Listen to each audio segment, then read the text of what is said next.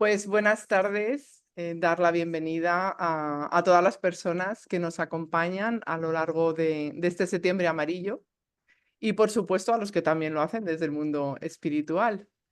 Vamos a continuar con las actividades programadas dentro de nuestra jornada Sonríe a la Vida. Ya son 10 años uniéndonos al movimiento mundial para la prevención del suicidio.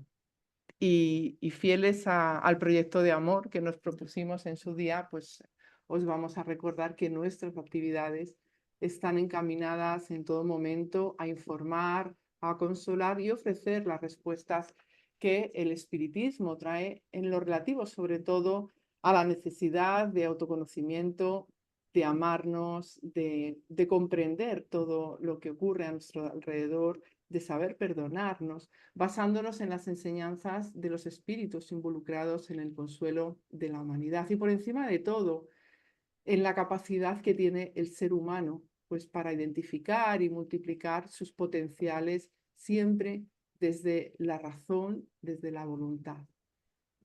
En la conferencia de hoy, pues nuestro amigo Juan José Torres hablará sobre la motivación por el progreso individual desde la filosofía espírita y no dudamos que será interesantísima y bueno, nos va a aportar importantes argumentos para la reflexión. Quiero recordaros que ya tenemos en nuestro canal de YouTube algunas de las conferencias que nos han estado ofreciendo los compañeros y las compañeras en estos días de septiembre y el evento presencial que tuvo lugar el sábado 7. También que la semana que viene recibiremos a Roberto Álvarez con la conferencia Psicología de la Esperanza, con lo que daremos concluidas las jornadas, pero por supuesto no el trabajo, porque esto es algo en lo que hay que poner todo nuestro corazón, todo nuestro empeño y esfuerzo día a día durante todo el año. Pues sin más dilación vamos a pasar a una lectura y luego a presentar a nuestro querido invitado para tener la satisfacción de escucharle, de que nos traslade su sentir, su conocimiento y pasar una tarde pues muy bonita. Adelante, compañeras, y de nuevo nuestra gratitud a todos los que estáis hoy aquí y a los que nos veréis pues más adelante. Un abrazo. Bueno, muchas gracias, Juan, una vez más por la presencia. Bueno, qué mejor manera de empezar esta tarde que con la lectura de León Denis, del libro El porqué de la vida. Capítulo 7 se titula El fin supremo. Hombre, mi hermano, ten fe en tu destino, porque es grande. Naciste com facultad incultas, aspirações infinitas, e la eternidade se te consagra para desarrollar las unas, satisfazer las outras.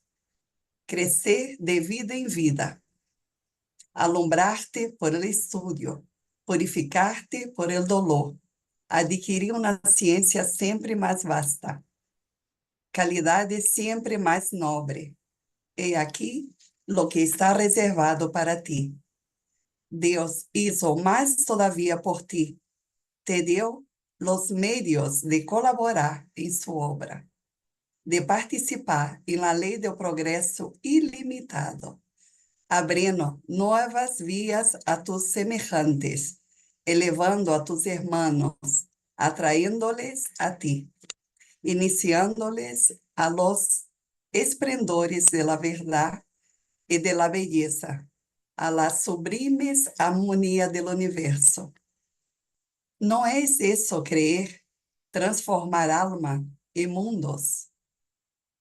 Y ese trabajo inmenso y fértil en goces no es preferible a un descanso triste y estéril. Colaborar con Dios, hacer en todo y por todos partes el bien, la justicia. ¿Qué hay más grande, más digno para tu espíritu inmortal? Eleva, pues, tu mirada y abraza las perspectivas vastas de tu futuro.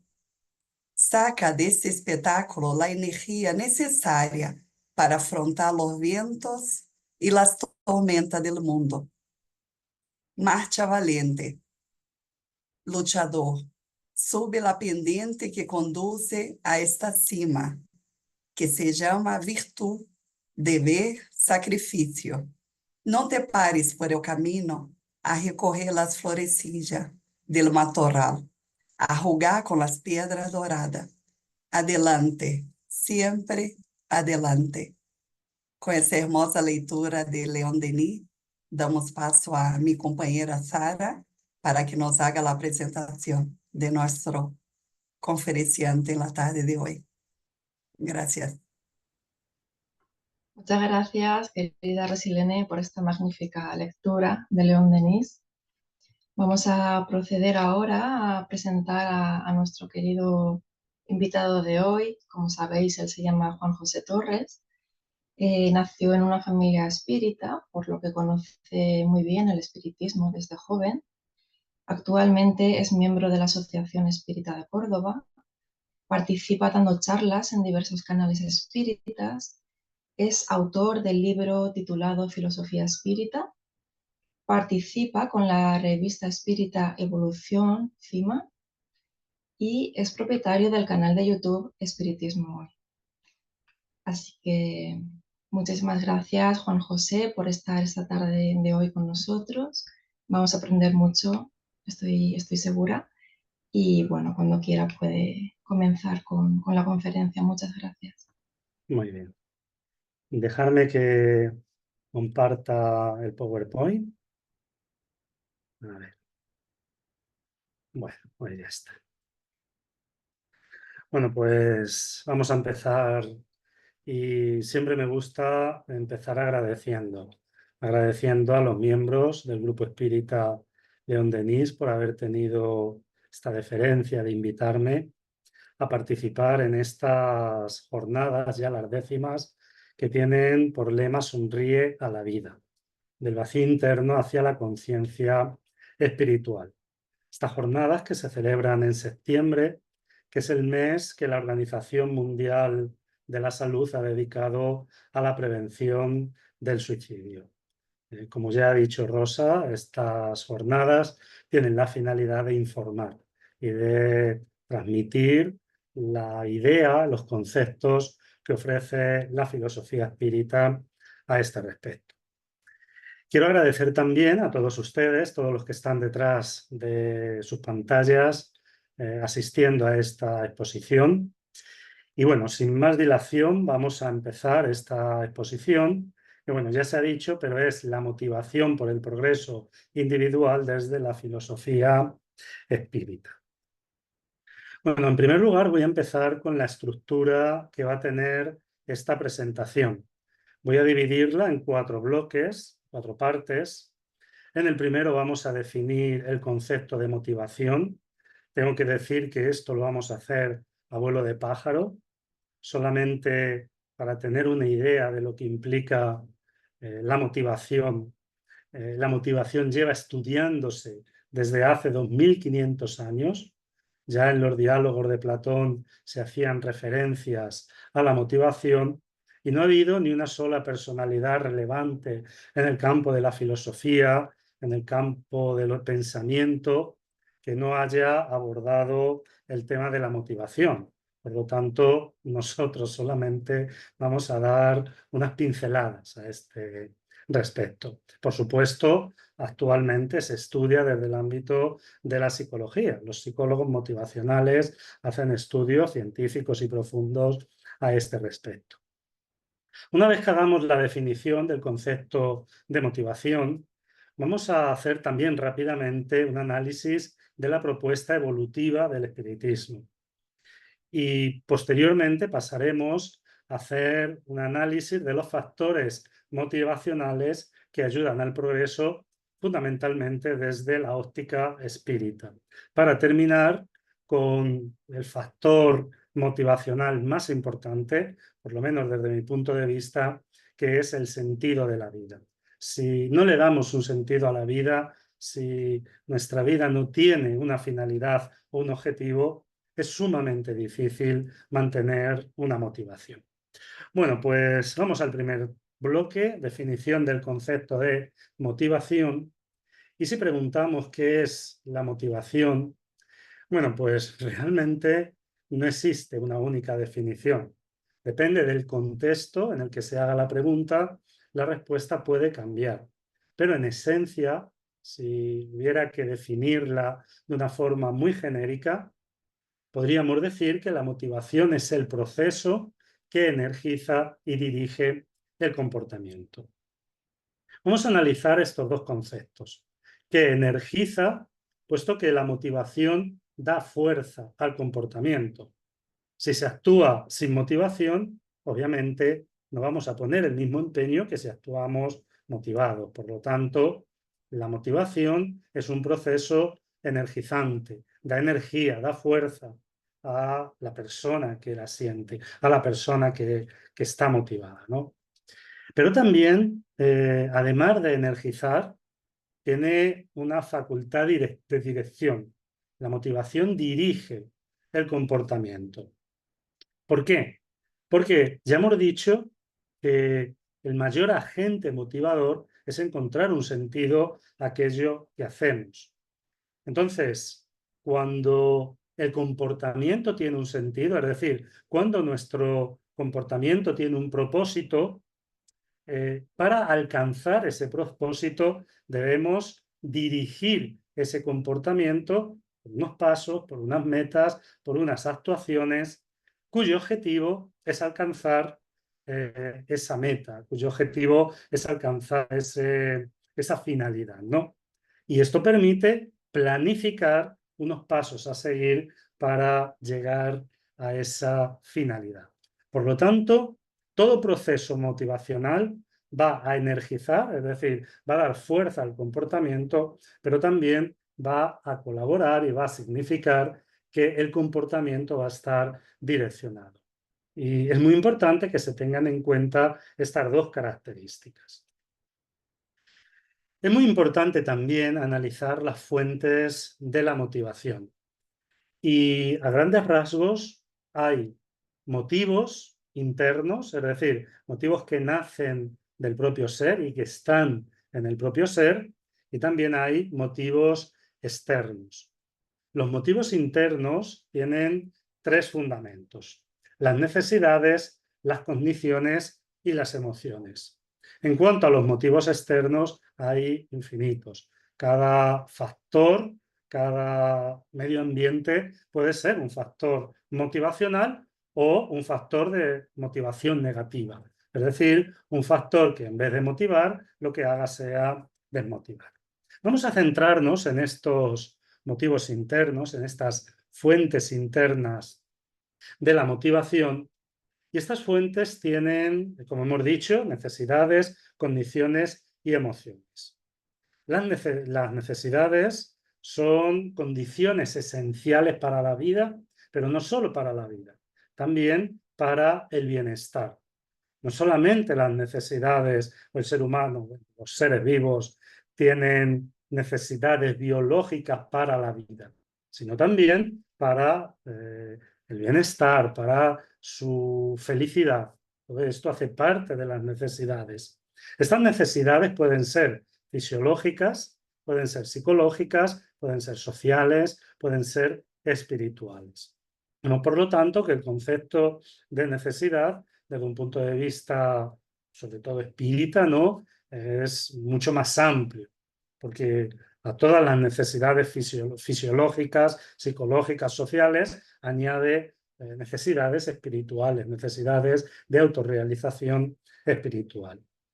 Luego tenemos las condiciones que tienen que ver con la manera de pensar que tiene el individuo. Estas condiciones hacen referencia a pensamientos, a creencias, a la cosmovisión que tenemos de la vida, las expectativas que tenemos también, y también, por ejemplo, el autoconcepto. Es decir, qué concepto tenemos de nosotros mismos, que puede ser concepto positivo, un concepto negativo o un concepto mixto. Podemos ver cosas positivas y cosas negativas también en nosotros, porque los seres humanos somos así. esa idea maniquea de buenos y malos es algo que está ya superado. Actualmente se sabe que todo ser humano tiene aspectos positivos, pero también tiene algunos aspectos que va a tener que mejorar para realizar su progreso.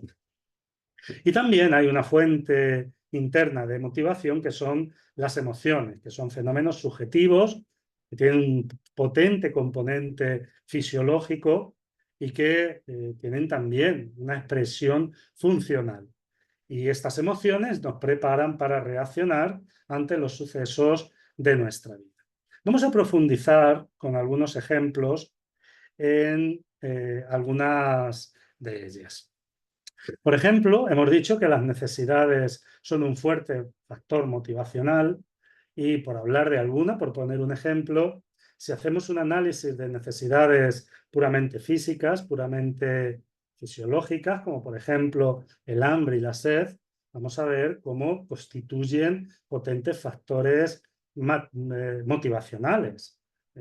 Cuando surge, por ejemplo, el hambre genera una predisposición, es decir, energiza al ser para la búsqueda de alimento, ¿no?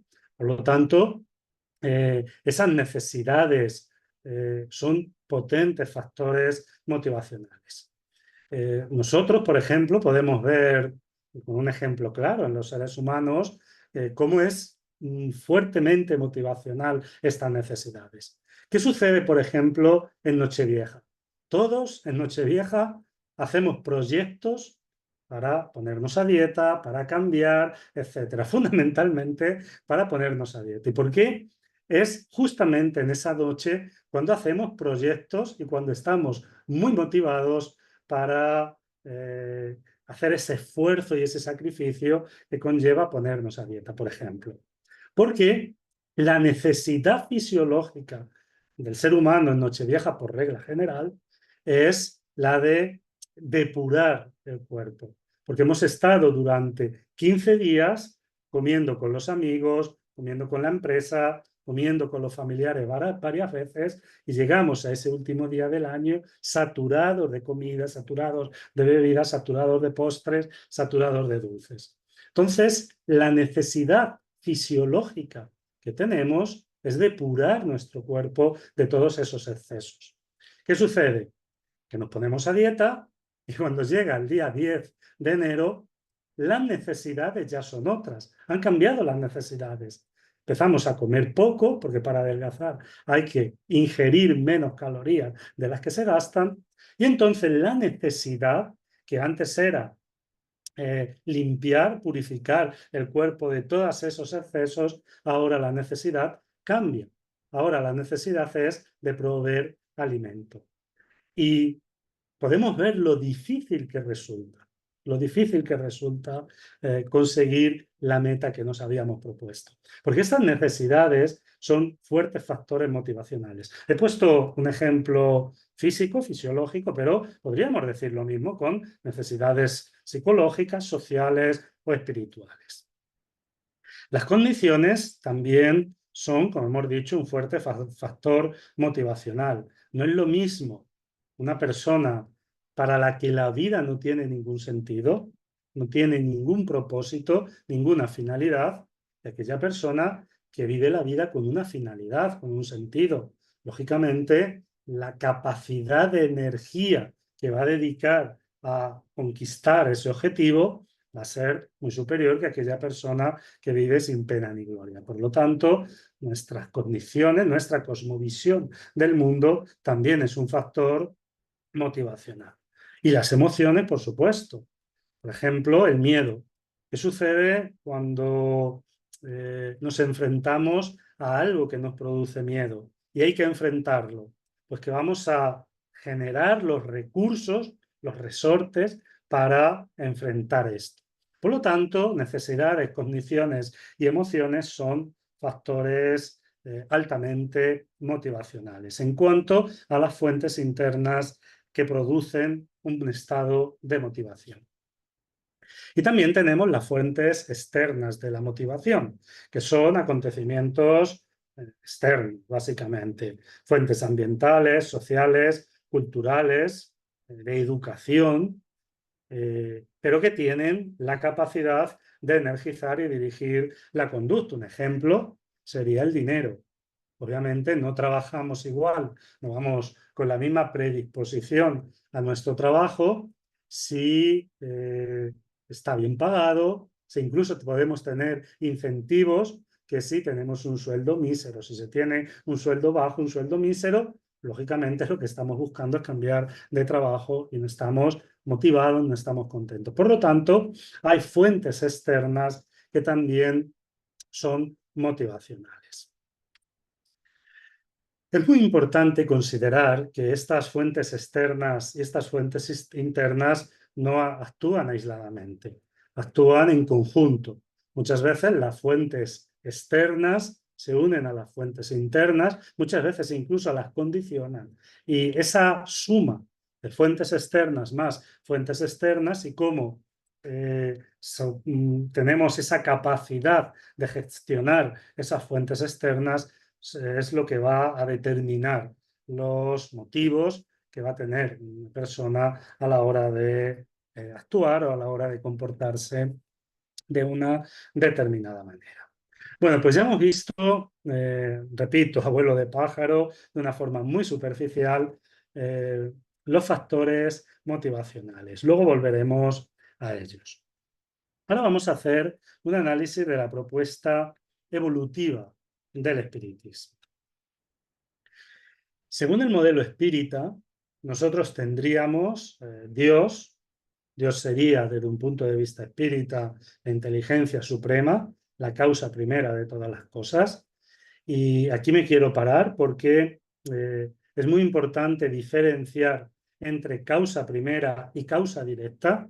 No es lo mismo causa primera que causa directa. La causa directa sería una acción constante y providencial de Dios en la historia y en los acontecimientos. Y desde el punto de vista espírita, esto no es así. Dios es la causa primera, pero posteriormente, por lo menos desde nuestra ignorancia, ¿no? a este respecto, entendemos que Dios no actúa ni interactúa en la historia de la humanidad, por lo menos de la forma en la que las religiones han explicado.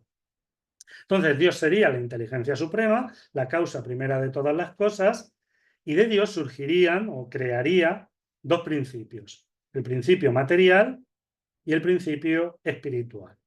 El principio material es el agente primero de la materia, es decir, todo lo que es materia, independientemente de su estado, desde los estados más sutiles hasta la materia más densa, todo tendría como origen el principio material.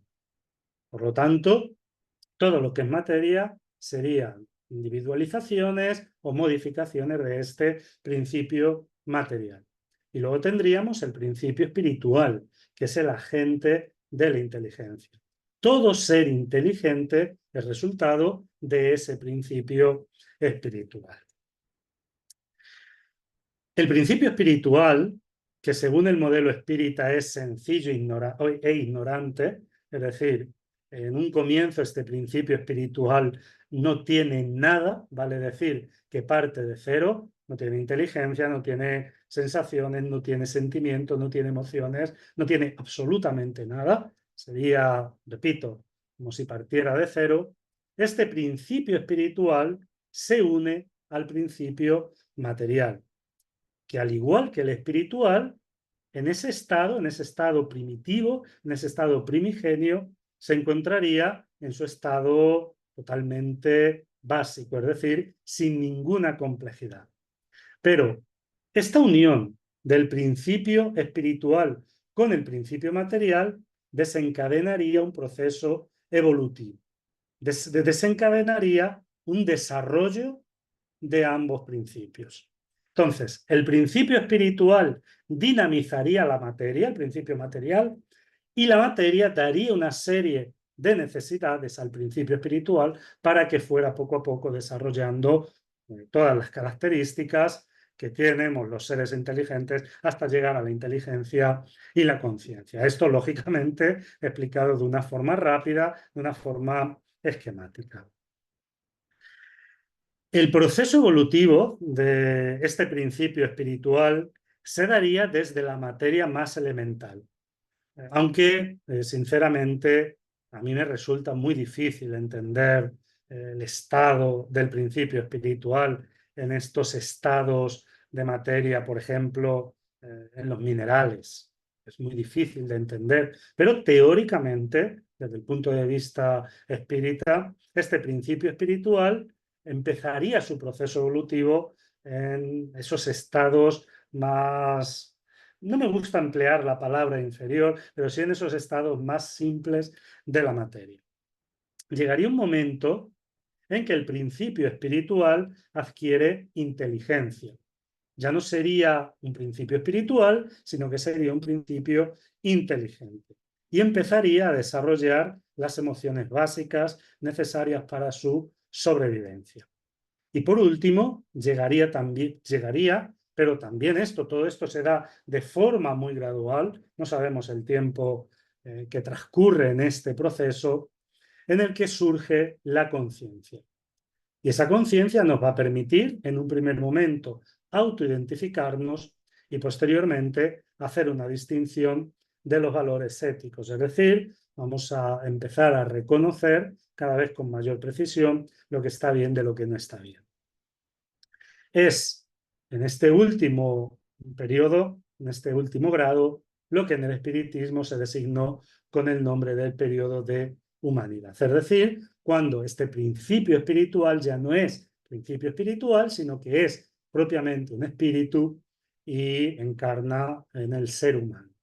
No sabemos el momento en concreto en el que esto se produce, pero al menos desde un punto de vista teórico, esta sería la cosmovisión espírita de este proceso evolutivo.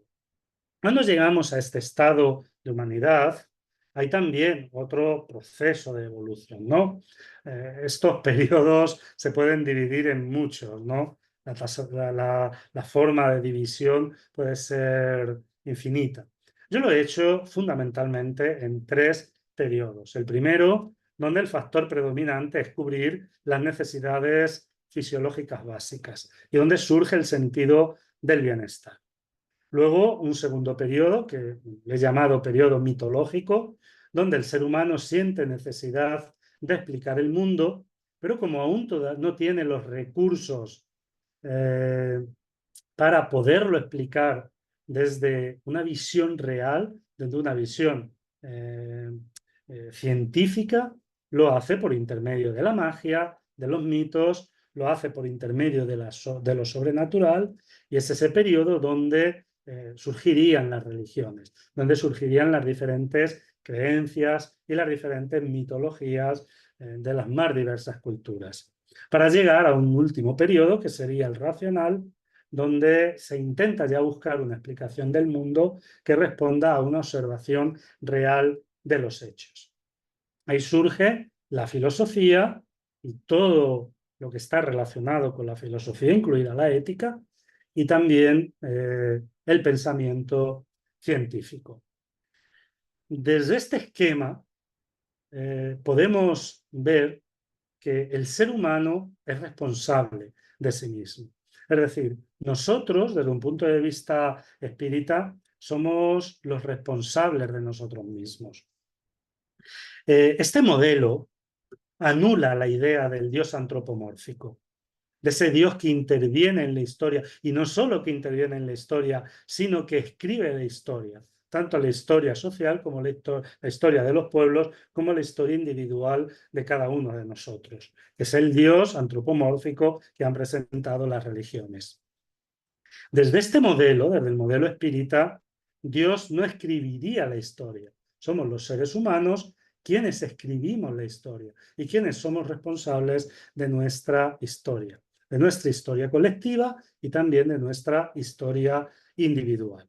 Por lo tanto, cada uno es responsable de sí mismo. Ahora, y esto me gustaría subrayarlo, cuando decimos que cada uno es responsable de sí mismo, lo hacemos a modo general, teniendo en cuenta el proceso evolutivo de nuestros espíritus. Nosotros nos construimos a nosotros mismos.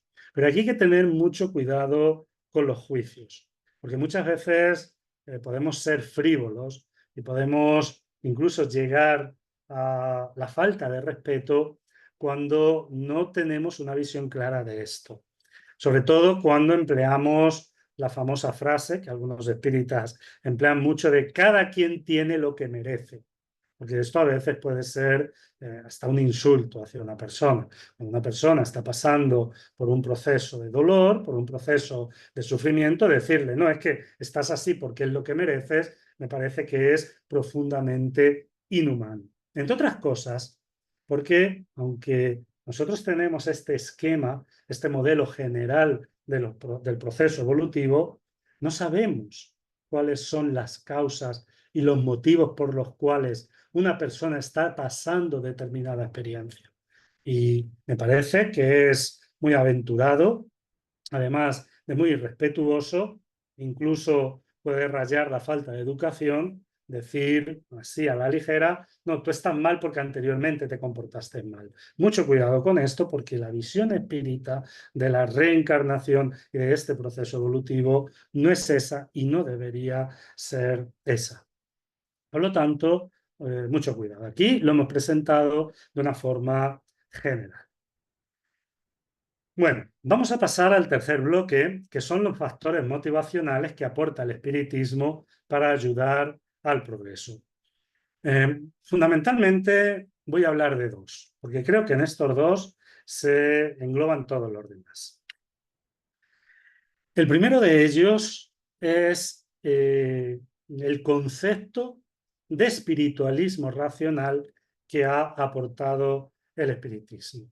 Hay que entender que en la época de Kardec las ideas espiritualistas estaban representadas fundamentalmente por la religión. El avance de las ciencias naturales en esa época estaba poniendo en duda muchas afirmaciones de las religiones. Y esas dudas no solo afectaban a los dogmas, sino que afectaban a la propia base del espiritualismo. Y el espiritualismo tenía muchas dificultades a la hora de enfrentar el avance de las ciencias. Porque, por un lado, estaba el espiritualismo dogmático de las religiones, que era quizás el predominante, pero luego había un espiritualismo filosófico que intentaba discutir, que intentaba razonar también con la ciencia y con las consecuencias filosóficas de la ciencia y de los descubrimientos de la ciencia en el siglo XIX y posteriormente en el siglo XX, ¿no? Entonces era una época donde el espiritualismo tenía muchas dificultades. Allan Kardec vio en el espiritismo el más firme opositor al materialismo. Y esto lo dice en infinidad de ocasiones. ¿Por qué? Gracias a su enfoque racional de la sobrevivencia del espíritu. Porque el espiritismo fundamenta sus tesis no en la fe, sino en la razón y también en los hechos. Allan Kardec vio la mediunidad, y actualmente tendríamos otros factores, como evidencias que demuestran la sobrevivencia del espíritu. Y estas evidencias son elementos fundamentales que refuerzan las ideas espíritas. Por lo tanto, esa concepción de espiritualismo racional que puede estar basado en las evidencias, no voy a hablar de pruebas, y mucho menos de pruebas científicas, porque esto sería hablar ya de palabras mayores, ¿no? Pero sí de evidencias de que en nosotros hay algo más que sobrevive a la muerte, ¿no? Y que somos seres inmortales. Para Kardec, el gran aporte del espiritismo era esto. ¿Por qué es un factor motivacional? Esa concepción de espiritismo racional. Ya hemos visto que las fuentes motivacionales son tres, las internas: las necesidades, las cogniciones y las emociones. Vamos a hablar de una necesidad, de la necesidad espiritual. A la hora de cubrir nuestras necesidades espirituales, la posibilidad de razonar nuestras ideas permite una mayor integración de las mismas que el hecho de aceptarlas ciegamente. Es por eso que Allan Kardec En la introducción al Evangelio, según el Espiritismo, dice: no hay fe inquebrantable, sino aquella que pueda mirar a la razón cara a cara en todas las edades de la humanidad. Cuando tenemos la convicción que nos da la posibilidad de entender, de comprender, de razonar, e incluso las evidencias empíricas a nuestro favor, esa necesidad espiritual se cubre mejor, que sí es todo producto de la fe, pero no tenemos la certeza y la evidencia de aquello que aceptamos. Por lo tanto, si el espiritualismo racional, apoyado en evidencias que ofrece el espiritismo, es capaz de llenar esa necesidad espiritual, obviamente será un factor motivacional a la hora de tener un comportamiento de acuerdo a estos principios. Otro factor, otra fuente motivacional es la cognición. Si nuestras creencias o expectativas cognoscitivas, es decir, las que están fundadas en nuestros conocimientos, tienen un fundamento empírico y racional, nos van a satisfacer más interiormente que aquellas que se aceptan ciegamente. Y además nos van a dotar de recursos para hacer un análisis, para sustentarlas, para defenderlas argumentalmente. Y esto también es un factor motivacional. Imagínense que estamos en un debate y todos participamos de debates. Cuando hablamos de debate no tiene por qué ser un debate en televisión, en radio, en las redes sociales. Todos en nuestro día a día participamos de diferentes debates. La satisfacción que da cuando se participa en un debate y se tienen argumentos sólidos para apoyar las ideas es muy distinta de cuando se participa en un debate y nos damos cuenta que no tenemos los suficientes argumentos para refutar las ideas contrarias. Entonces, el tener esa capacidad de comprender, esa capacidad de poder incluso aportar evidencias que justifiquen nuestros conceptos, es un fuerte factor motivacional porque nos produce un bienestar y por lo tanto activa en nosotros ese trabajo y activa en nosotros ese comportamiento de sustentar esas ideas. Y también las emociones. La comprensión racional de un tema desencadena emociones satisfactorias que producen bienestar. Es el famoso eureka. Creo que todos conocen de dónde proviene esta expresión. Voy a comentarlo muy rápidamente. Se cuenta, no sé si es real o hace parte de una leyenda, lo importante es el significado. Se cuenta que se le pidió a Arquímedes que resolviera un problema y el problema consistía en valorar si una corona estaba hecha de oro puro y no estaba mezclado, los componentes de la corona no estaban mezclados con otros metales menos valiosos. Entonces Arquímedes no sabía cómo solucionar el problema, porque para solucionarlo tenía que destruir la corona, pero obviamente no podía destruirla. Y se cuenta que un día, cuando fue a tomar un baño, a sumergirse en el baño, vio que el volumen de agua subió. Y en ese momento tuvo una idea. Y se cuenta que sintió tal satisfacción al tener esa idea que salió corriendo a la calle gritando ¡Eureka! ¡Eureka! Y era tal la satisfacción que no se dio cuenta que iba completamente desnudo. ¿Cuál fue la idea? Que fue algo que le vino súbitamente. Al ver que al sumergirse en el agua el nivel de agua subía, se dio cuenta que si sumergía la corona en el agua, la corona iba a desplazar una cantidad de agua que coincidiría con la misma cantidad de agua que un objeto que pesara lo mismo que la corona de oro puro desplazaría. Entonces, de esta forma, se dio cuenta que podría resolver ese problema. Lo importante aquí es que el darse cuenta que ha resuelto un problema racional, un problema de conocimiento, produce una satisfacción, produce un bienestar. De hecho, hay estudios psicológicos al respecto de la satisfacción que produce este eureka. Lo conseguí, lo he descubierto, ¿no? Yo que, por ejemplo, profesionalmente soy profesor de ofimática, descubro muchas veces esto en las alumnas y en los alumnos, sobre todo cuando estamos dando conceptos avanzados, por ejemplo, de la hoja de cálculo, donde se resuelven problemas de una cierta complejidad. Cuando el alumno o la alumna lo descubre, se le nota esa satisfacción interior. Y ese bienestar es un factor motivacional.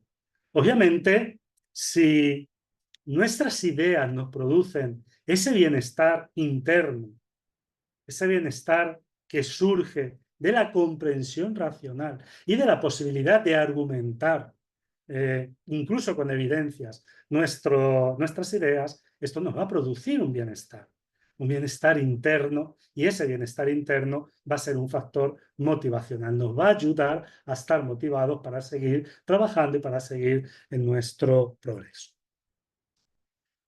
Y en segundo lugar, y creo que por eso he dicho que creo que con estas dos definiciones lo podemos agrupar todo, la propuesta de una ética autónoma. Esto es muy importante.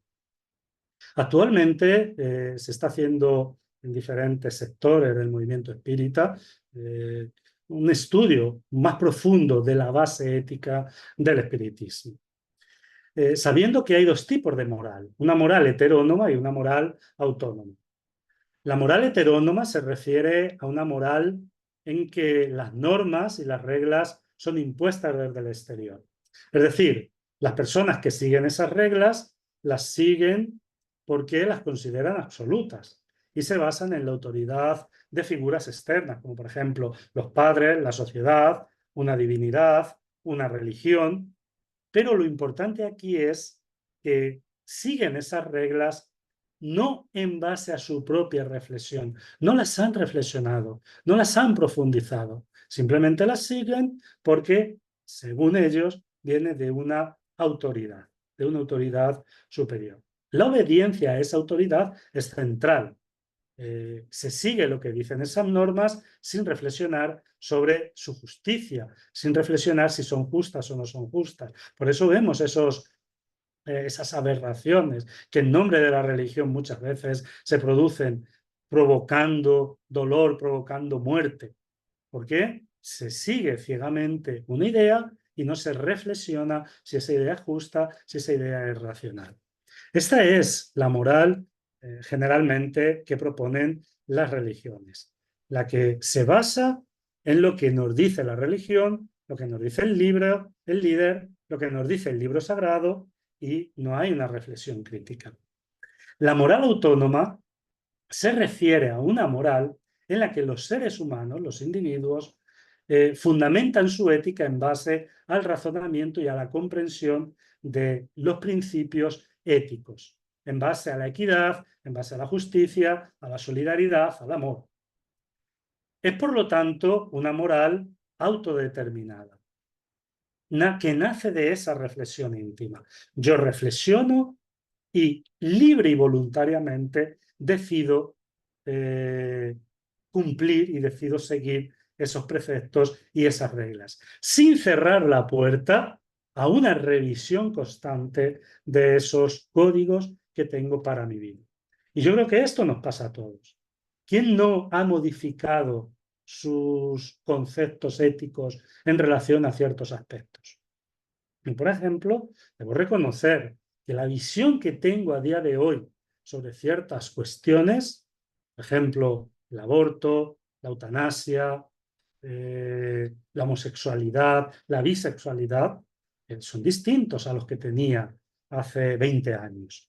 Porque cuando se tiene una moral autónoma, no tenemos problema en reflexionar en cuanto a esos principios que guían y que nortean nuestra vida. Y la propuesta espírita es una propuesta de moral autónoma. Por eso, en el espiritismo es más correcto hablar de ética que de moral. Porque la diferencia entre ética y moral es que la ética hace una reflexión al respecto de los principios morales. Por lo tanto, el espiritismo lo que propone es eso, una reflexión en cuanto a los principios morales. Y si nosotros analizamos la tercera parte del libro de los espíritus, vamos a ver que Kardec lo que hizo fue eso.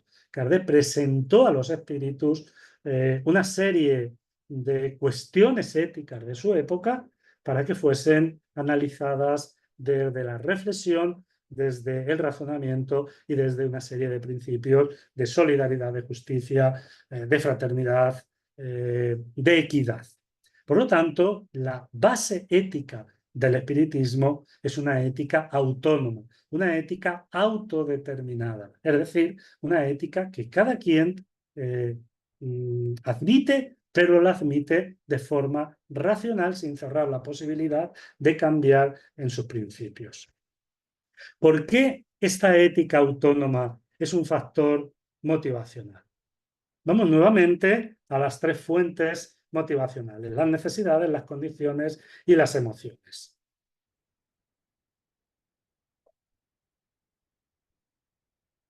Vamos a hablar de la necesidad psicológica y social. Una ética autónoma permite la autodeterminación. Mis normas conductuales no son impuestas por nadie. Somos nosotros, los que determinamos cuáles van a ser las normas de conducta en nuestra vida. Por lo tanto, esto da dignidad al ser, da una satisfacción interna por medio de la cual nosotros somos los artífices de nosotros mismos. Esto lleva a la autoaceptación. Aprendemos a aceptarnos, aprendemos a valorar lo que tenemos de positivo y a entender aquello que tenemos que puede no ser positivo como factores naturales del crecimiento del ser humano. Lo asumimos y trabajamos en ello. Hay también un dominio ambiental, porque hay autodeterminación. Cuando yo soy consciente del qué, por qué y para qué actúo, domino los factores externos, domino el factor ambiental. Y también existe una integración con los demás, porque los comprendemos. Comprendemos que igual que nosotros tenemos la autodeterminación para comportarnos de una forma correcta, los demás tienen la autodeterminación para comportarse de la forma correcta. Y esto no tiene por qué ser igual a la nuestra. Frente a la heterónoma, en la que estamos subordinados a un agente externo y está propiciando una constante desvalorización de uno mismo. Yo muchas veces, y esto lo he visto en algunas ocasiones en el movimiento espírita, no me gusta esa actitud de desvalorización que han tenido determinadas figuras espíritas. Yo creo que es muy importante aprender a valorarnos. Y esto creo que es fundamental, cuando uno aprende a valorarse a sí mismo. Esa actitud de desvalorización constante nos lleva a nada. Otra fuente motivacional son las condiciones, y a nivel cognitivo, una ética autónoma nos ofrece recursos para comprender las normas por las que nos guiamos en la vida, pero también para comprender las de los demás. Es un poco lo que ya hemos dicho. Y las emociones. Una ética autónoma ofrece una satisfacción interior, pues una ética autónoma nos libera de los procesos de culpa, del castigo, del pecado, de la punición. Esto implica que vamos a construir nuestras emociones de forma sana, sin las consecuencias que la moral heterónoma, al fundamentarse en el castigo y en la represión, tiene para el ser humano. Por lo tanto, esa propuesta de moral, o de ética, mejor dicho, autónoma, que tiene el espiritismo, es un fuerte factor motivacional, porque va a cubrir nuestras necesidades psicológicas, sociales, nos va a enriquecer a nivel cognitivo y va a potenciar emociones positivas que nos van a invitar a seguir trabajando y que nos van a invitar a estar motivados. Y ya para terminar, vamos a hablar del sentido de la vida, porque es algo fundamental.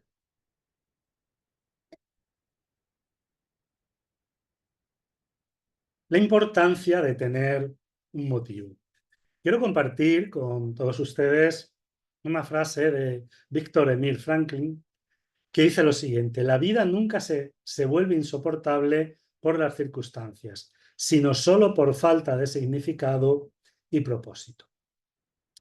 Él es un psiquiatra, también un filósofo, que bueno, pasó por una experiencia muy dura porque estuvo en varios campos de concentración, en concreto estuvo también en el campo de concentración de Auschwitz, y él escribió un libro, El hombre en busca de sentido, que lo recomiendo, y una de las cosas que a mí me sorprendió, bueno, me sorprendieron varias, pero voy a decir una que no tiene mucho que ver, pero me sorprendió mucho, porque él dijo que en los campos de concentración los días son más largos que las semanas. Esto a mí me causó una sorpresa muy grande, ¿no? Sé que no tiene mucho que ver, lo voy a dejar ahí, ¿no? Para la reflexión. Y otro concepto que a mí me sorprendió mucho es que él se dio cuenta que en estos campos de concentración sobrevivían mejor aquellas personas que tenían un motivo para salir de ahí. Es decir, aquellas personas que tenían alguna esperanza, que tenían algún sentido en sus vidas. Podía ser un familiar, podía ser una profesión, podía ser una conquista, podía ser lo que fuera. Pero todo el que tenía algo por lo que vivir tenía más posibilidades de sobrevivir en esos campos de concentración. Entonces él crea una disciplina que es la logoterapia, pero bueno, lo importante es esto, ¿no? Que es fundamental el sentido de la vida. Y el espiritismo, cuando se comprende racionalmente y cuando se interioriza, es decir, cuando el espiritismo nos lleva a esa adquisición de una ética autónoma, nos muestra la vida como una oportunidad de crecimiento, como una oportunidad de realización, como una oportunidad de progreso personal. De esta forma, con el espiritismo nuestra vida adquiere un sentido, un significado, adquiere una finalidad. Y esto implica una acción consciente, una acción responsable, una acción libre en busca de un fin. Y esto es un potente factor motivacional. Por lo tanto, tendríamos la comprensión que nos ofrece el espiritismo, la interiorización de esa comprensión que nos permite desarrollar una ética autónoma y la acción que sería el resultado de esa comprensión y de esa interiorización. ¿Qué expresiones conductuales tiene la motivación?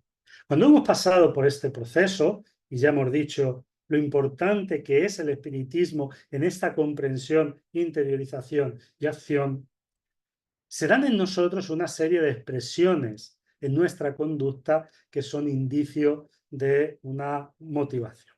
La primera de ellas es la atención. Lógicamente, hay mayor concentración y enfoque a la hora de realizar una tarea si estamos motivados que si no estamos motivados. Si hacemos una tarea sin motivación, pues es probable que no pongamos mucha atención. Otra sería el esfuerzo, que es la energía destinada a la realización de una tarea. Cuando comprendemos el espiritismo, cuando lo interiorizamos, cuando hacemos parte de esa ética, de esa vivencia autónoma, tenemos más posibilidades de persistir en el esfuerzo que si no estamos motivados. La latencia, que es el tiempo de respuesta a un estímulo. Esto es fundamental a la hora de lidiar con los imprevistos. Hay personas que cuando surge un imprevisto empiezan a haber problemas por todos lados, porque no tienen una motivación específica.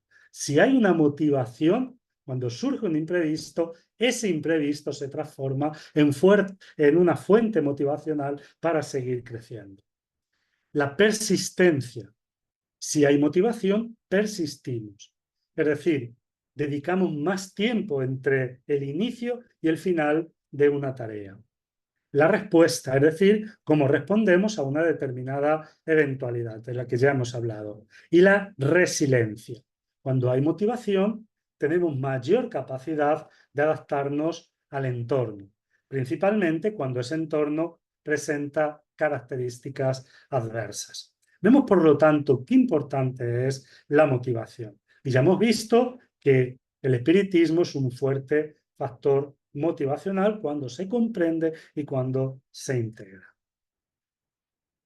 Pero hay algo que es fundamental, que es la planificación.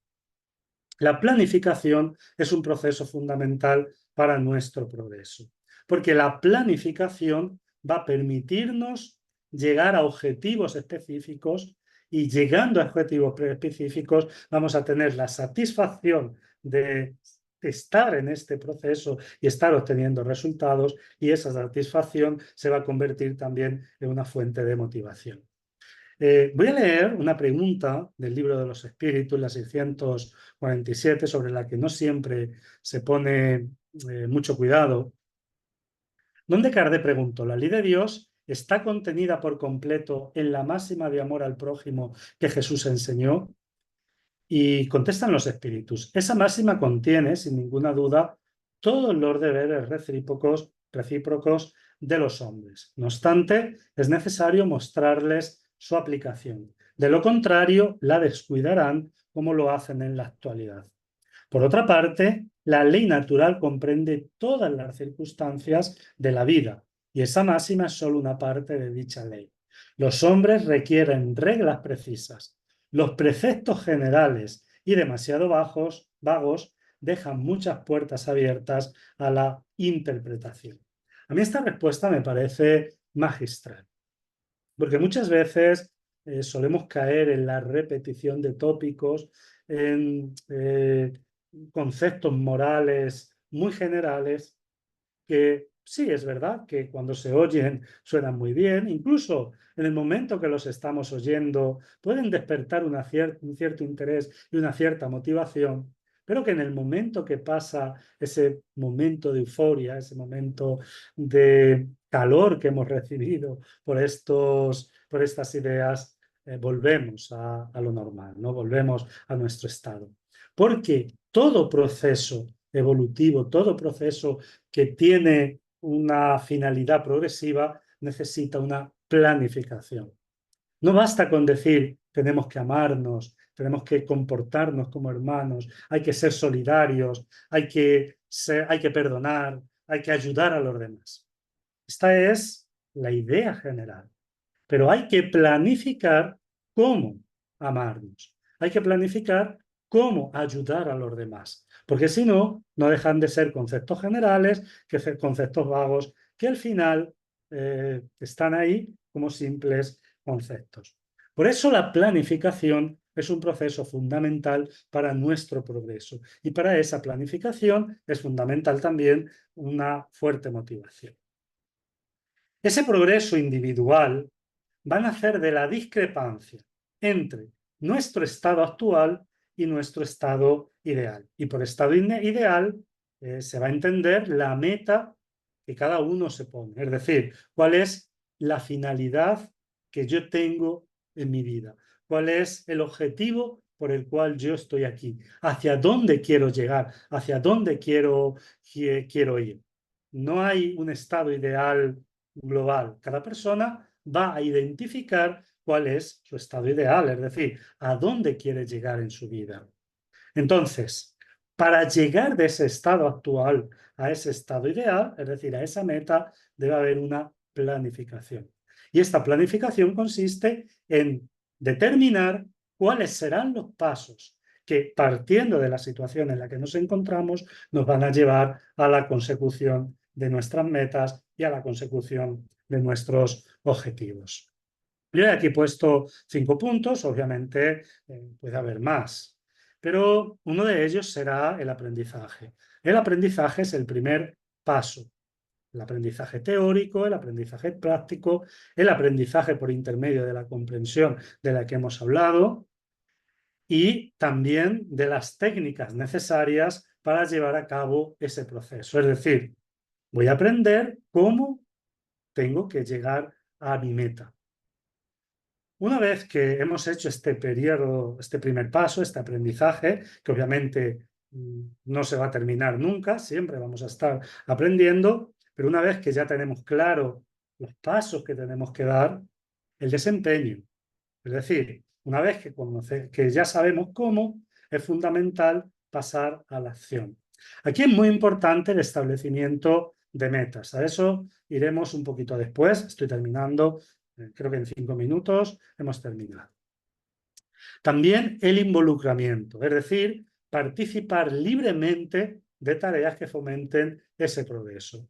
Una vez que ya sabemos, que ya hemos entendido la importancia de establecer metas, hay que involucrarnos con tareas que vayan a fomentar ese proceso, porque si no, todo no pasa de una construcción mental que nunca se realiza. Este involucramiento, esta acción, va a llevar un desarrollo. Ese será un proceso gradual y consciente de adaptación a las tareas propuestas y al trabajo interno. Vamos a ir desarrollándolas, vamos a ir perfeccionándolas, vamos a ir realizándolas. Y esto nos va a producir un bienestar. Todo este proceso debe producirnos un bienestar que va a ser una fuente de motivación. Gracias a este bienestar que nos va a permitir el ir alcanzando poco a poco esas conquistas, esas tareas, esas metas que nos vamos poniendo, vamos a poder mantener nuestra motivación activa. Por lo tanto, es muy importante establecer esas metas, porque si no se establecen metas, es muy difícil que llevemos a cabo esos pasos. En primer lugar, hay que establecer una meta general, existencial, es decir, ¿qué es lo que busco en la vida? ¿Qué es lo que quiero? ¿Hacia dónde quiero llegar? Y el espiritismo nos puede dar importantes respuestas a este respecto, ¿no? Una vez que hemos establecido la meta general, la tenemos que seccionar en metas específicas. Es decir, para llegar allí, pues tengo que conseguir esto, tengo que conseguir lo otro, tengo que mejorar en este aspecto, tengo que potenciar esto, que es una virtud, que es una cualidad que tengo. Es decir, vamos a esa meta general, seccionarla en metas específicas. Y vamos a pensar en acciones concretas para alcanzar de forma individual cada una de esas metas, teniendo en cuenta 3 preceptos: comenzar, persistir y reanudar. Porque muchas veces el problema es comenzar. Establecemos una meta, sabemos qué es lo que queremos, quizás podemos haberla seccionado en metas específicas, pero lo vamos postergando. Bueno, voy a esperarme a que pasen las vacaciones. Ahora en las vacaciones voy a vivir tranquilo, voy a disfrutar, y cuando pasen las vacaciones, entonces ya sí, ya empiezo. Pero pasan las vacaciones y no nos acordamos que después de las vacaciones había que comenzar y lo vamos dejando y hay que comenzar. Pero bueno, es que falta muy poco para Navidad. Pues bueno, vamos a esperar ya y después de Navidad. Y pasamos toda la vida postergando la acción, ¿no? Entonces, comenzar. Una vez que se comienza, persistir, porque van a surgir dificultades, van a surgir problemas, no siempre se nos van a dar las cosas bien, tenemos que ir superando hábitos que teníamos, pero persistir. Sí, y luego reanudar, porque muchas veces, y esto es muy natural, empezamos y no persistimos. Pues no pasa nada, volvemos a reanudar, volvemos a comenzar. Y así poco a poco vamos alcanzando ese progreso. Y esas metas, cuando se consiguen, empezamos por metas alcanzables. Obviamente, yo, por ejemplo, a mí me gusta jugar al ajedrez. No soy buen jugador de ajedrez, pero a mí me gusta. Yo no me podría poner una meta de coger un elo de 2500, por ejemplo, porque no lo alcanzaría nunca, ¿no? Pero puedo decir, bueno, pues voy a intentar llegar a 1500, a 1600, ¿no? Una meta que esté ahí al alcance. Y cuando llego a esa meta, me pongo otra que esté al alcance, pero que suponga un desafío. Y así sucesivamente. Bueno, pues ya hemos visto cómo establecer estas metas y con esto termino. Obviamente es un tema que da para muchas reflexiones. No sé si ahora tendremos un momento de reflexión, de preguntas, y no solo de preguntas, sino, bueno, pues si queréis hacer vuestros aportes, estaría contento de escuchar. Gracias, Juanjo, muchísimas gracias. Sí, ahora vamos a tener un momento de preguntas y efectivamente todo aquel que quiera hacer una reflexión, una aportación, pues naturalmente está invitado. Yo, la verdad es que personalmente me ha servido de mucho que explicara todos estos procesos, porque a veces aunque creemos tener claro cuáles son los procesos, no somos capaces de ponerles nombre y de ordenarlos de manera adecuada para poder llevar adelante este trabajo que todos tenemos por delante. Hay una frase que has puesto que me ha gustado mucho: el espiritismo, cuando se comprende racionalmente y se interioriza, ¿no? Y se interioriza con todos estos procesos de los que tú nos has hablado, nos muestra la vida como una oportunidad de crecimiento, de realización y de progreso personal.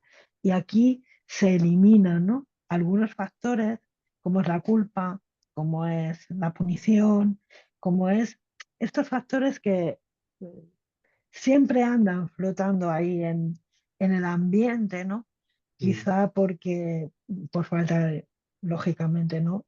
Falta nuestra o mía, en este caso, que soy la que está hablando, ¿no?, de análisis, de racionalización de los conceptos y de contextualización también muchas veces cuando leemos las obras espíritas, ¿no? Que es algo que también necesitamos mucho, ¿no? Contextualizar lo que tú has dicho, ¿no? Cómo era la sociedad, cómo era el momento ¿no?, en el que Kardec hace toda esta labor, ¿no? Y nos trae para nosotros estas enseñanzas. Pero yo no me quiero enrollar. Me gustaría dar paso a las compañeras Anne y Sara, ¿no?, que nos van Sí. a trasladar las preguntas. Así que Nos van adelante. Te doy las gracias, Juan José. ¿Te dejo hablar, Rosa? Sí, un segundito, perdona, porque es que yo también me he apuntado aquí una cosa que has dicho que me ha traído ahí algo que quería compartir, ¿no? Tú has dicho, el ser humano es responsable de sí mismo, algo extraordinario, ¿no?, que debemos de grabarnos. Y también has dicho, y del respeto hacia el otro, se sustrae de esto, ¿no? Y has puesto un ejemplo dentro de que los espíritas a veces caemos en determinadas cuestiones, ¿no?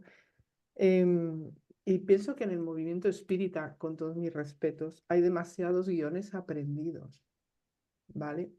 Que nos alejan, quizá no conscientemente, ¿no?, pero de este respeto que debemos al proceso del otro y de esa propia planificación necesaria para el progreso y la evolución consiguiente, ¿no? Entonces yo pienso que esto hay que planteárselo honestamente como espíritas, ¿no? Porque de alguna manera em, eso lo tiene que asumir cada uno, tiene que asumir esa responsabilidad sobre sí mismo, pero no dejar ya esos guiones. Si te pasa esto es porque has hecho lo otro. De alguna manera estamos coartando, estamos limitando esa acción, esa responsabilidad. Y yo, de verdad, creo que esto es algo que hay que plantearse y mucho dentro del movimiento.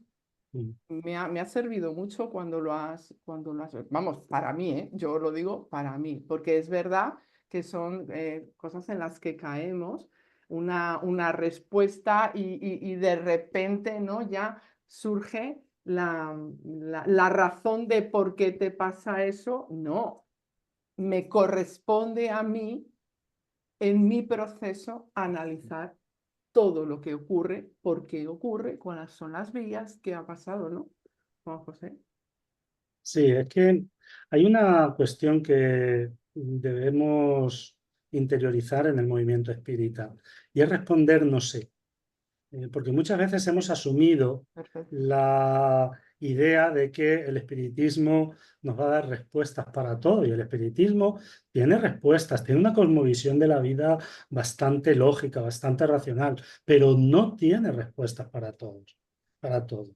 Cuando muchas veces se reflexiona sobre ciertas circunstancias que hay en el mundo, yo sinceramente digo, a ver, yo sé que debe haber algo, una finalidad, ¿no? Pero a mí me cuesta mucho entender el por qué pasan ciertas cosas. Y yo creo que reconocer que en determinadas ocasiones no sabemos todo, nos faltan elementos para poder entender la ecuación de la vida, la ecuación del ser humano, la ecuación del mundo en el que vivimos. Esto es importante, porque muchas veces cuando no asumimos esto, nos sucede que damos respuesta a todo para satisfacer esa necesidad de responder y a veces respondemos cayendo en esos tópicos que muchas veces desde un punto de vista cultural, desde un punto de vista social, pueden ser verdaderos desastres, ¿no? Sí, sí, Decirle a una sí. persona, tú es que estás paralítico porque te lo mereces, esto es la mayor injusticia y esta es la mayor inhumanidad que se puede decir, ¿no? Y esto se ha dicho en el Sí, sí. movimiento Sí. espírita, buscando esa respuesta para todo. Hay cosas que no sabemos y esto hay que Exacto. empezar a reconocerlo y empezar a interiorizar. Totalmente. Muchas gracias. Perdona, Anne, que te he interrumpido. Tranquila, es muy interesante lo que acabáis de comentar. Os agradezco estas reflexiones, María Rosa, y sobre todo dar las gracias a Juan José, que me ha encantado la conferencia. Me ha parecido excelente y que da mucho que pensar y muy clarificadora. Hay algún comentario en el chat de Karina que dice: Juan José, muchas gracias por esta excelente conferencia, no solo por los temas expuestos, cuya reflexión puede conducir a mejorar el autoconocimiento y obtener respuestas apropiadas para cada uno, sino también por la claridad de tu mensaje. Ramón te da las gracias también, bueno, y todos. Y voy a pasar a Sara porque sé que tiene algunas preguntas que hacerte. Y muchas gracias. Nada, a vosotros. Sí, muchas gracias, Anne. Muchas gracias, Juan José, porque ha sido una conferencia excelente en la que nos ha aportado mucha información, muchos datos muy interesantes. Muchas gracias. Y gracias también por aconsejarnos leer a Víctor Frank, ¿no? El libro El hombre en busca de sentido. Es un libro que todo el mundo habla muy bien de él y todavía es un gran pendiente que tengo, así que tenemos que animarnos a leerlo. Voy a trasladarle unas preguntas porque ya vamos teniendo unas cuantas. La primera es la siguiente: con respecto a los cuidadores de personas con ideas suicidas, personal sanitario, familia, profesores, amigos, ¿cuál sería el mejor método de acción para intentar modificar el pensamiento de estas y llevarlas a encontrar el sentido de afrontar sus circunstancias y por ende a encontrar esa motivación de seguir en el camino de la vida que resultará en conquistar un progreso en la marcha espiritual?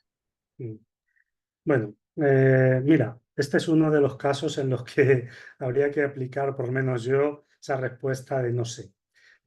Yo creo que aquí es muy importante entender que cuando una persona llega a un determinado estado mental, en el que incluso puede tener esas tendencias suicidas, es fundamental que los profesionales de la salud, los profesionales de la mente, psicólogos, psiquiatras, sean los que de alguna forma traten a esa persona. Porque muchas veces, porque el espiritismo funciona, el espiritismo llega a nosotros, pero para ello hay que tener esa capacidad de poder leerlo, de poder estudiarlo, de poder meditarlo. Y hay personas que desgraciadamente están pasando por una serie de circunstancias en las que no van a tener esa posibilidad de realizar esa lectura, de realizar ese estudio, esa interiorización, esa reflexión. Y en estos casos creo que debemos ser totalmente sinceros y humildes. En estos casos son los profesionales de la medicina que han estudiado el comportamiento humano, que han estudiado los resortes mentales, psicológicos, y que incluso en algunas ocasiones tienen fármacos que van a ayudar a liberar ese estado en el que está la persona, quienes tienen que actuar. Una vez que la persona recibe ese tratamiento y si ella está capacitada, si ella está con la posibilidad de estudiar, con la posibilidad de leer, pues entonces ya sí podemos empezar a transmitirle ideas en cuanto a que la vida no termina con el cuerpo físico. Es decir, que si ella consigue quitarse la vida, no va a conseguir nada. Va a seguir viviendo. Y va a seguir viviendo con los conflictos, con las situaciones, con los problemas que tenía. Porque la muerte no nos libera de nuestra realidad espiritual. Un factor que puede ser también importante, repito, si la persona está en un estado en el que tiene que recibir ayuda psicológica y psiquiátrica, por más que hablemos con ella no vamos a conseguir nada. Pero cuando está ya receptiva, es muy importante hablarle de la repercusión que va a tener ese acto en los familiares. Porque si es duro, difícil, doloroso perder a un ser querido, lo es más por intermedio del suicidio. Quienes han perdido a un ser querido por intermedio del suicidio saben las dificultades a las que se enfrentan, porque además de la pérdida de ese ser querido, entran en procesos de autoculpabilidad, no entienden el por qué se ha hecho, etcétera, etcétera. Entonces, si la persona está receptiva, si está en condiciones, se le puede hablar también de qué razones, reflexione en cuanto a las consecuencias que esto va a tener con los seres queridos. No hay una regla para esto. Yo creo que cada persona sería diferente, ¿no? Pero sobre todo tener esto. Y ya que hemos hablado del suicidio y de los familiares, a mí me parece que es sumamente imprudente la forma como ciertos espíritas tratan el suicidio y tratan a los suicidas. Me parece una falta de respeto hacia los que se han quedado esas descripciones dantescas e irreales, porque son irreales, que muchas veces se habla en relación a los suicidas. Porque Allan Kardec estudia muy bien el suicidio en sus obras. Y Allan Kardec dice que no hay una regla para los suicidas, que depende de muchos factores. Que hay incluso quienes se quitan la vida sin ser conscientes, sin tener responsabilidad de esto que han hecho, porque lo hacen por una enfermedad mental, porque lo hacen en un momento en el que no están con su razón. Entonces, estas personas llegan al mundo espiritual. Por supuesto que hay consecuencias, porque todo tiene consecuencias, pero llegan al mundo espiritual y van a ser atendidas. Obviamente van a tener que enfrentar su situación, van a tener que enfrentar el dolor de los seres queridos que han quedado. Se van a sentir culpables, claro que sí, de esa situación que han dejado, pero van a ser acogidos, van a ser atendidos en el mundo espiritual y van a recibir ayuda, ¿no? Y todos van a recibir ayuda porque en el fondo nadie se quita la vida porque quiere, no, todos tienen un motivo. Por lo tanto, me parece muy injusto y de muy poca responsabilidad y de solidaridad como a veces se pinta en el movimiento espírita el suicidio. Creo que hay que ser respetuoso con los que se han quedado también. Y esa condena que a veces se hace, me parece que no debería hacerse en el movimiento espírita. Qué importante la respuesta que nos ha dado hoy Juan José. Muchas gracias. La siguiente pregunta es, ¿cuál podría ser el motivo por el cual las personas que llegamos al espiritismo, en el momento de estudiarlo, de preparar las clases, sentimos tanta plenitud? Bueno, porque, claro, cada uno tendremos ahí nuestro motivo, ¿no? Cada uno en función de cómo vive el espiritismo será por una razón, ¿no? Sentimos plenitud porque sentimos que estamos haciendo algo positivo, ¿no? Algo útil, algo que va a desencadenar algo positivo para nosotros y para los demás. Y esa emoción que sentimos es un fuerte factor motivacional para seguir. Y no solo esa emoción que sentimos, sino también cuando vemos que hay resultados y cuando vemos que lo que estamos haciendo puede ayudar, puede traer algo positivo hacia los demás. Todo esto son factores motivacionales muy importantes. Muchas gracias, Juan José. Pues bueno, voy a dar paso a Ane cuando quieras. ¿Puedes seguir trasladando las preguntas? Y hay un comentario de Karina en el chat que dice, yo coincido con Juan José, a veces se oyen como las recetas de un libro de cocina, pero sin verdadera escucha y respeto por el otro. Y bueno, hay un par de preguntas más y con eso terminamos, Juan José. ¿Por qué hay personas que se identifican con los grandes mensajes enviados a la humanidad desde diferentes ideales que traen en sí el deseo de progreso para el individuo y para el mundo, y a pesar de defenderlos, divulgarlos, actúan consciente e inconscientemente con un gran orgullo, egoísmo, celos, envidia con relación al prójimo. Ujú. Bueno, claro, es que aquí ya entraríamos en ese juicio de valor en cuanto a los demás, ¿no? Miren, yo digo lo siguiente. Cuando escucho a alguien, yo valoro lo que está diciendo.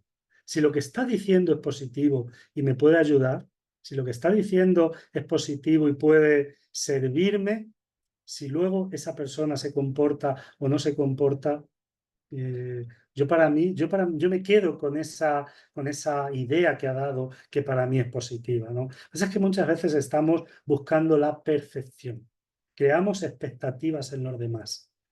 Y no nos damos cuenta que todos tenemos nuestras limitaciones, todos tenemos nuestros defectos, todos tenemos nuestras deficiencias, ¿no?